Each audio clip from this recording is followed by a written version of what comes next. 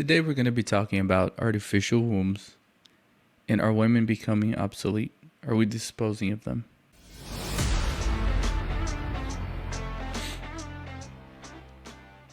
I created this channel with the intent of bringing a biblical Christian perspective onto worldly things. And without any further ado, let's jump into it. I'd like to play you guys a video today about, artificial wombs. And are women becoming obsolete in our world today? Are we getting rid of women? Are we disposing of them? As a matter of fact, I honestly believe that we are. I believe that there's a reason why we're doing things the way we're doing them today. I believe that there's a reason why we are,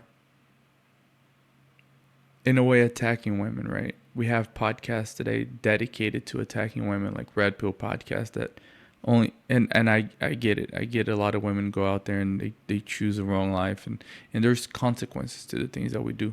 But we, as men, we also have to be accountable for these things, because in a way, a lot of times we are the ones that make women the way they are, right?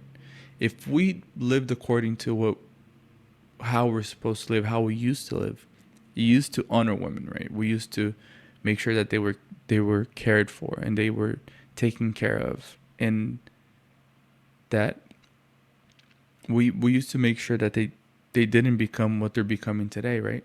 And I believe this is all intentional. I believe they're doing this to get rid of women. I believe that there's a reason why they're creating artificial wombs. You can say today we have men becoming women, right? We have men participating in all the women's sports and doing all the things that women used to do. But what is the one thing that men cannot do is to birth a child, right? We cannot birth a child. We cannot get pregnant biologically. It's impossible. And even so, I don't even with the advanced technology that we have today, I don't believe that we will ever be able to change that. But here's what we're doing, which is the next best thing, right? We're creating artificial wombs. What does this do? This takes away the only thing that women can do that men can do, right? This takes away the only thing that gives women their character, right? Which is this is their own thing, like being a mother, being pregnant. And here's what I'll say about artificial wombs. There is there's a spiritual connection to birthing, and I know a lot of women can't have. I know some women can't have children, right? They have problems and they cannot get pregnant, or a lot of times men have problem and their wives can get pregnant because of them. But aside from that, there is a spiritual connection to the baby and the mom. There's that bond that no matter what we do, we as fathers, we can never have that bond with the babies, right? Because they love them in the womb, and we don't. We only realize that we had a baby when the baby's born and we touch it. We're different that way, and we only create a bond with the baby after we touch it.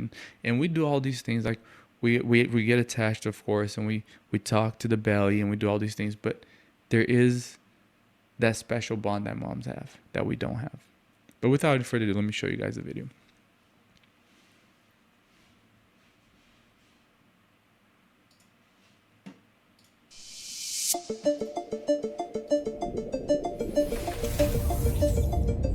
Introducing Ectolife, the world's first artificial womb facility, powered entirely by renewable energy. Ectolife allows infertile couple to conceive a baby and become the true biological parents of their own offspring. It's a perfect solution for women who had their uterus surgically removed due to cancer or other complications. With Ectolife, premature births and C-sections will be a thing of the past. Ectolife. It's great. I like how they always portray like, this is always for your benefit. It's always it's better. And I get it. There's a lot of women that can have children. There is people that have problems, biological problems, and they cannot procreate, they cannot get pregnant. But All right, let's keep watching this. Is designed to help countries that are suffering from severe population decline, including Japan, Bulgaria, South Korea, and many others.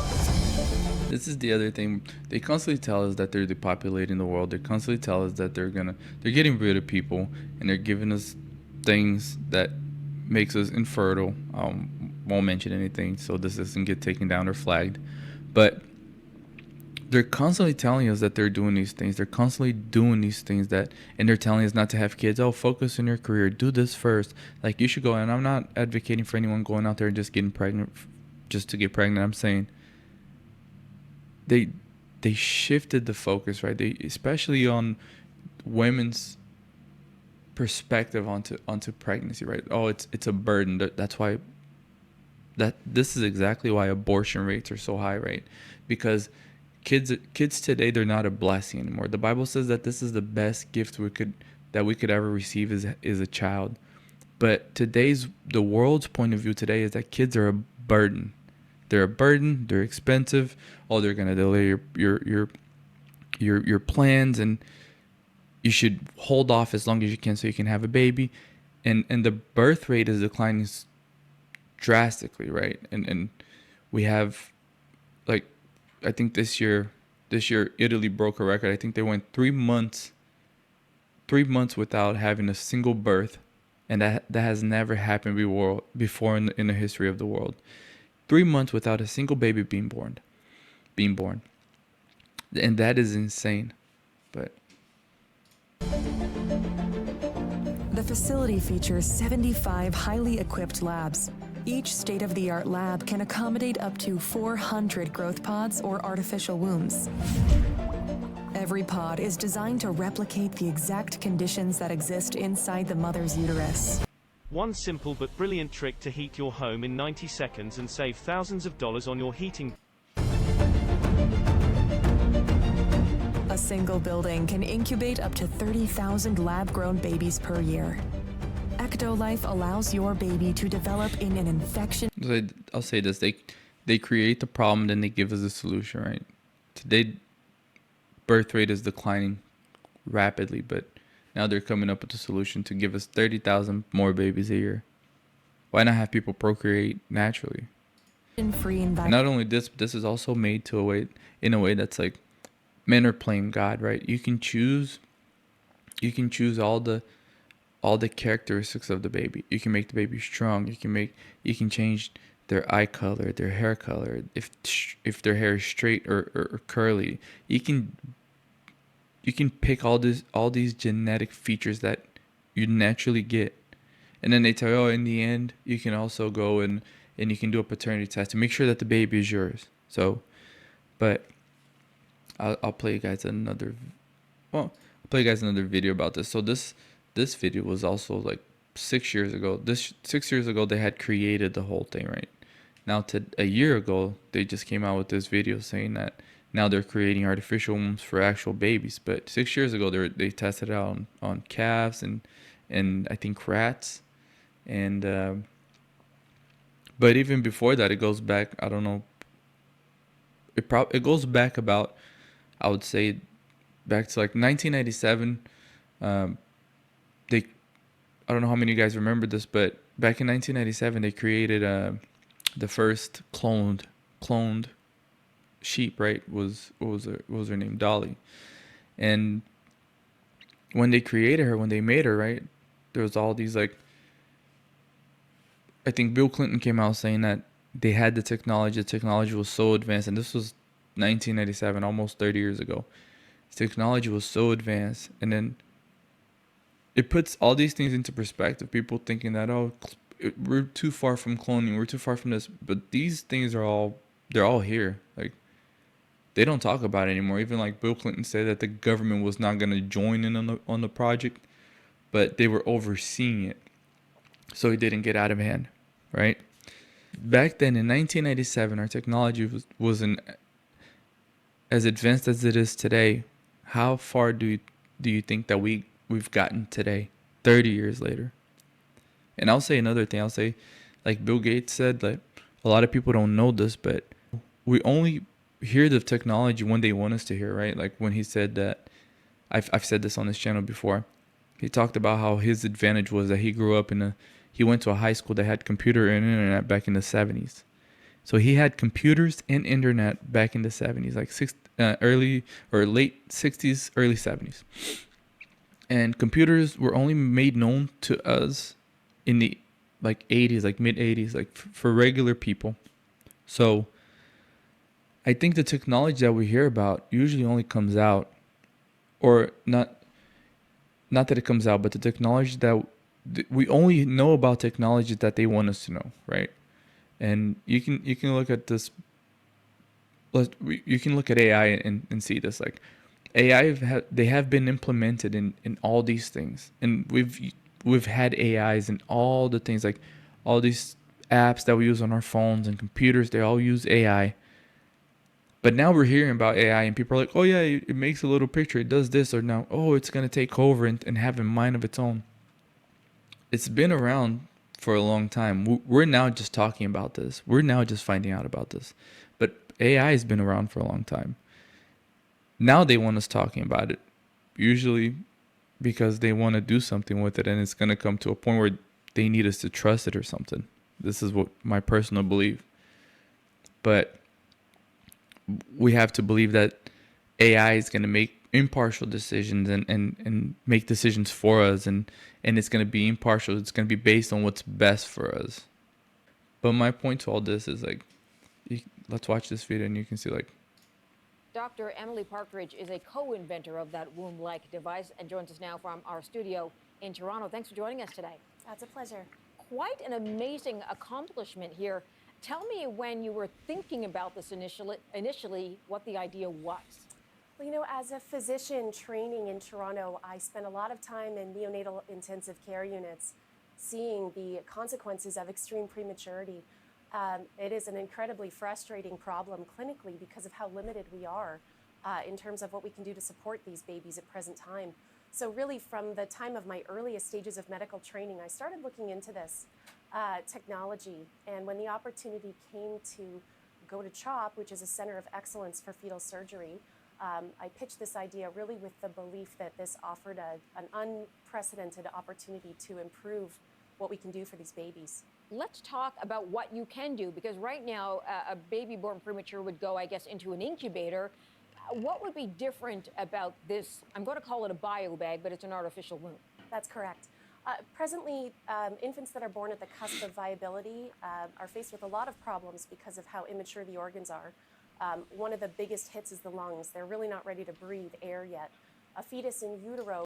So I'm showing this video because this is what I want you to see. So 6 years ago, when they presented the idea, right, when it first came out, it was shown to us as, well, it's only meant to be used in artificial, or not artificial, but only meant to be used in premature babies.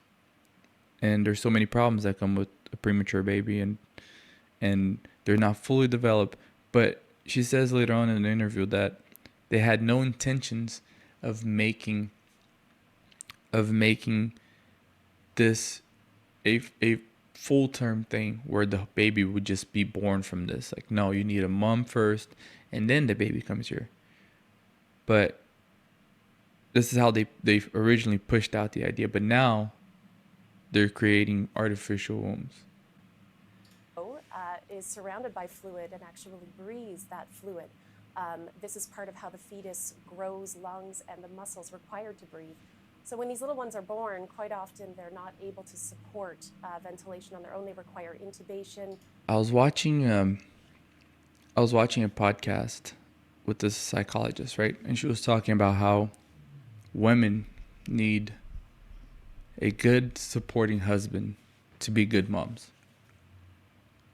And I agree with that. And she was saying how most women aren't ready to hear this, but single mother houses are the ones that are most likely to have kids that don't do good in school, kids that fill up jails and prisons, and kids that act out and misbehave. And that is true for the most part. But I'll say this, and she was saying that they need a good supporting husband to keep reassuring them that they're good moms, and that this is what makes a good mom. And it's a full cycle though. Men also need a good wife to make sure that they're good husbands. They need it's a full circle. It's we work together. We work best when we work together, men and wife. And for this reason, that this is why we need to. This is why it's important for us to work as a team, right? Because when we work together, this is when we're at our best.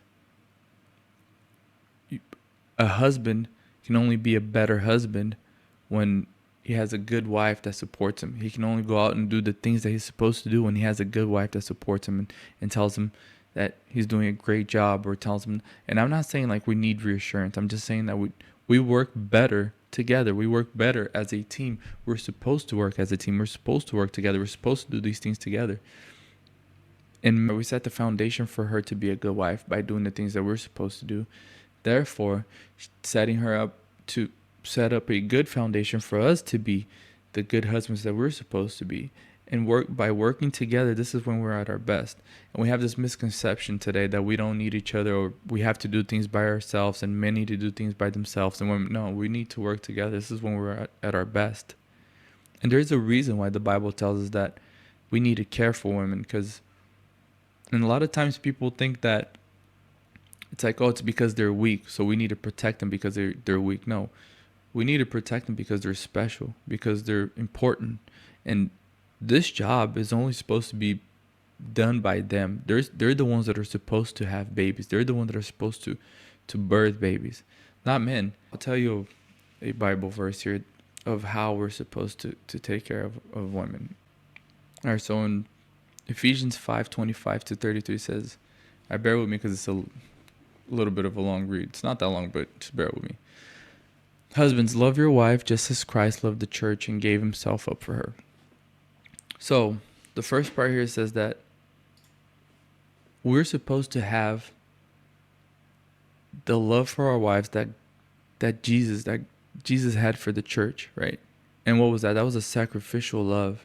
He gave himself up for the church. He protected the church and saved her, right? This is the type of love that we're supposed to have for our wives. This is how we're supposed to take care of our wives. And furthermore, it says to make her holy, cleansing her by washing with water through the word, and to present her to himself as a radiant church, without stain and wrinkle or any other blemish, but holy and blameless. In the same way, husbands ought to love their wives as their own bodies. He who loves his wife loves himself. After all, no one ever hated their own body, but they feed and care for their body, just as Christ does the church. For we are members of his body. For this reason, man will leave his father and mother and be united to his wife, and the two will become one flesh. This is a profound mystery, but I am talking about Christ and the church. However, each of you also must love his wife as he loves himself, and the wife must respect her husband. So this is the way we're supposed to love our wives. We're supposed to love our wives by protecting them, by taking care of them, doing the things that we're supposed to do as a husband. This is where masculinity comes into play. We're supposed to be masculine. You need a masculine man to protect. The whole problem of the world today is because they're destroying masculinity. They made men accept all these things and not speak up and not stand up for the right thing, right? And today, women are paying the price, because if you don't have masculinity, you don't have a men to protect and to stand up for what's right. There's a reason why feminism needs men to accept it and fight it, because women can never take men. If there was no law in the world, if men were to live without any laws, and they would control everything, because physically women are weaker than men. Men can always overcome women. There's a reason. There's a reason why God made things this way. There's a reason why we're like that. And there's a reason why we're supposed to protect them, because They're not because they're weak, but because they're important, because they do something that we can never do. And with that, I'll leave you guys with this. And if you guys like this type of content, make sure you guys are liking and following for more. We'll see you on the next one.